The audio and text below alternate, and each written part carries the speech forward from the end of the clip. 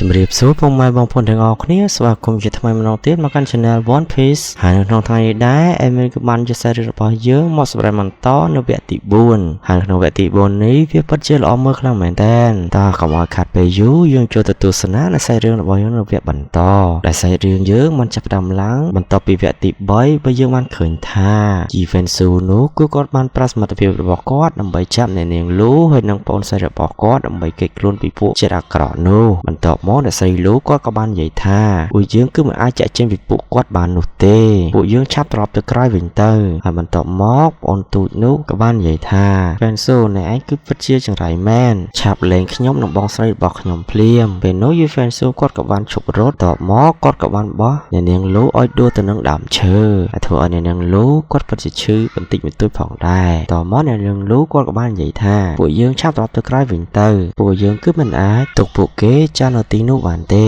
ពេលនោះយើងបានឃើញថាយីវ៉ាន់ស៊ូគាត់ក៏បានដើរទៅឬក៏និយាយទៅកាន់ស្រីលូវិញតើអាចទេដែលពួកយើងអាចរត់ថយក្រោយវិញនោះតើអ្នកនាងគឺអាចយកឈ្នះក្រុមចៅពួកទាំងនោះបានដែរឬទេនិយាយហើយគាត់ក៏បន្តដើរដែលគាត់នៅកាន់អូនស្រីរបស់អ្នកនាងនោះហើយក៏បាននិយាយថាឆាប់ឡើងមកពួកយើងគឺមិនពេលច្រើននោះទេហើយស្រូវរបស់យើងនឹងពួកវាកំពុងតែតាមមកហើយដូច្នេះពួកយើងមិនមានពេលវិញនិយាយរឿងទាំងនោះទេហើយពេលនោះដែរអូនទូចនោះគាត់ក៏បាននិយាយថាអ្នកឯងគឺអាក្រក់ណាស់រស់ឡើងអ្នកបំរើតែឯងនិយាយជាមួយច្បាយរបស់ឯងដល់របៀបណាបន្ទាប់មក Jivensu លឺនេះគាត់ក៏ឆ្ងល់ថាក្មេងតូចឯងគឺនៅតូចខ្លាំងមែនតើឯងកំពុងតែស្នើសុំឲ្យខ្ញុំនិយាយជាមួយឯងនឹងមែនទេហើយក្មេងតូចគាត់បានសាច់ទៅវិញថាអ្នកឯងគឺពិតជាចង្រៃមែនហើយបន្ទាប់មកយើងក៏បានឃើញថាទៅមុខ Jivensu គាត់ក៏បានញញឹមបន្តិចហើយអូនតូចម្នាក់នោះគាត់ក៏បានចាប់ផ្ដើមឆ្ងល់តែម្ដងហើយបន្ទាប់មកយើងបានឃើញថាអូនតូចម្នាក់នោះគាត់ក៏បានរត់គេចបែរបងស្រីរបស់គាត់ហើយ Jivensu គាត់ក៏បាននិយាយថាវាមិនអីនៅទេឆាប់ឡើងមកហើយគាត់ក៏បាននិយាយទៀតថាខ្ញុំគាត់តែនិយាយកាន់អូនទូចម្នាក់នោះមិនទិញទួយតែប៉ុណ្ណោះហើយបើសិនបានអ្នកស្រីមិនព្រមរត់នោះទេ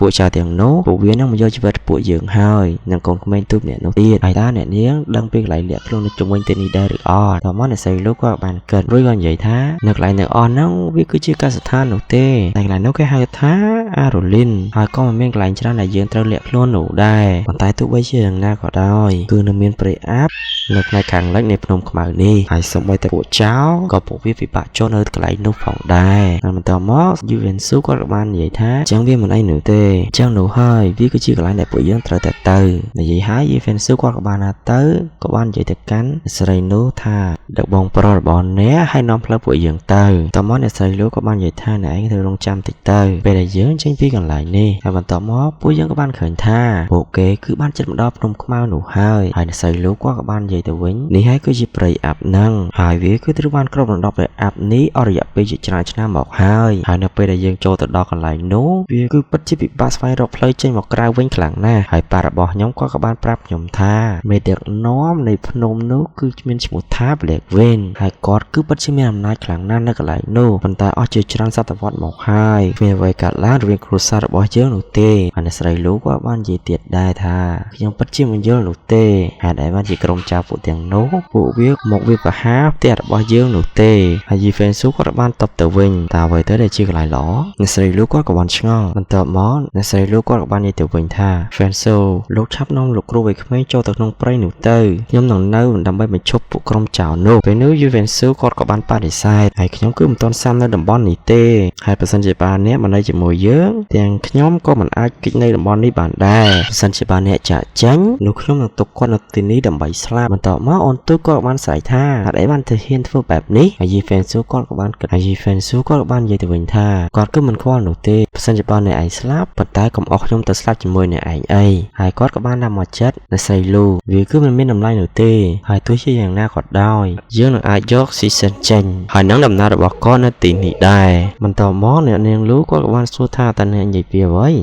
តើអ្នកឯងឈួតមែនទេតើអ្វីបានធ្វើឲ្យអ្នកគិតថាអ្នកអាចធ្វើឲ្យបានដូចនេះទៅវិញហើយពូស៊ីហ្នឹងគឺគាត់ខ្លាំងណាស់ដែលគាត់នៅកម្រិតទី6ឯណោះហើយខ្ញុំគឺមានតែកម្រិតទី3តែប៉ុណ្ណោះហើយនឹងលោកមេមជាការភ័យហ្នឹងក៏មិនតែកម្រិតទី4ទេ ពេលនោះអូនទៅក៏បានតែមើលយីហ្វាន់ស៊ូរួចក៏និយាយថាតើលោកគឺឈួតទេហ៎បើឈប់ការមិនសមហេតុផលរបស់អ្នកទៅហើយអ្នកស្រីលោកក៏បាននិយាយទៀតហើយបើទោះបីជាខ្ញុំនិងលោកមេបញ្ជាការពេញពីរអ្នកហ្នឹងក៏មិនអាចយកឈ្នះគាត់បានដែរហើយអ្នកក៏មិនអាចដោតលុយឈីរបស់អ្នកបានដែរតើឯងអាចធ្វើអ្វីបានពេលនោះយីហ្វាន់ស៊ីគាត់ក៏បានណាទៅរួចក៏និយាយថាតើខ្ញុំអាចធ្វើអ្វីបានមែននៅក្នុងផ្នែករបស់ខ្ញុំពួកគេគឺគ្រាន់តែជាមនុស្សមួយក្រុមតូចតែប៉ុណ្ណោះពួកគេក៏គ្មានគីឡូនោះទេហើយអ្នកមានតែជំរឿពីរប៉ុណ្ណោះចាប់យកឱកាសនេះជាមួយខ្ញុំឬក៏អនុញ្ញាតឲ្យពួកគេនឹងចាប់អ្នកឯងហើយនឹងសម្លាប់ដូច្នេះអ្នកស្រីលូតែអ្នកស្រីចង់យកជំរឿមួយណាមុននឹងពួកគេឡើងមកចាប់ពួកយើងផ្ដល់ឲ្យខ្ញុំនៅថ្មវិញ្ញាណទាំងអស់ដែលនៅក្នុងសិទ្ធិរបស់អ្នកផងហើយក្តីសង្ឃឹមចុងក្រោយរបស់តកូកូសាលូនឹងគឺស្ថិតនៅលើដៃរបស់អ្នកស្រីហើយអញ្ចឹងសូមអ្នកស្រីលូសូមគិតឡើងវិញម្ដងទៀតបន្ទាប់មកអ្នកស្រីលូគាត់ក៏បានដោះថ្មវិញ្ញាណហ្នឹងដែលថ្មវិញ្ញាណហ្នឹងគឺស្ថិតនៅក្នុងចិញ្ចៀនរបស់គាត់បន្ទាប់មកគាត់ក៏បានយកថ្មវិញ្ញាណនោះឲ្យទៅកាន់យីហ្វេនស៊ូ